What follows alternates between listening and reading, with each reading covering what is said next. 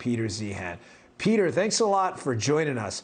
The book's amazing, and you claim globalism is in trouble, on the verge of potentially collapsing, threatening the world, as we know it now. Explain what does that mean? I mean, I think the coronavirus pandemic showed us how weak global supply chains can be. Sure. Let's just make sure we're talking about the right thing here. Same thing. Not globalism, globalization. The whole idea that you have this single global economic system where we sell what we're good at and we buy what we're not good at. That was a relatively new concept that really only dates back to 1950, when the United States created globalization as a way to induce countries to join us in the Cold War.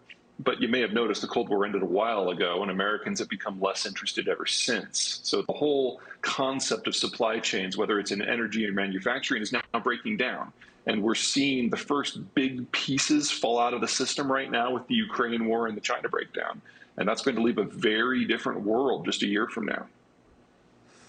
Peter, one of the things I've heard you say in interviews before is that America's in a really good position to deal with this. I mean, that's some good news. I don't want to put lipstick on this, but what do you mean by that? Well, it will be a pretty pig, so you'll use all the lipstick you want. The United States is the world's largest producer and exporter of food products, and we're the world's largest producer and second largest exporter of energy products. So even in the worst case scenarios, the lights are going to stay on, no one's going to starve. Also, keep in mind, the things that we do subsidize don't really distort the market all that much. So if you increase the cost of wheat by 100% globally, that causes an Arab Spring.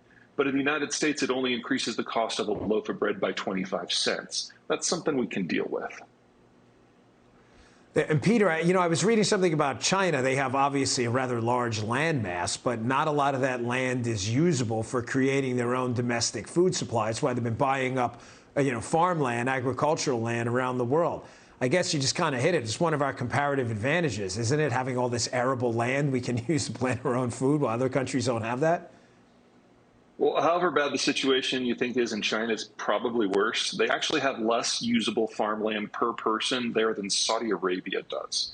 So they are utterly dependent, not just on food imports, but importing the energy and the fertilizer components to even allow them to grow what they do grow.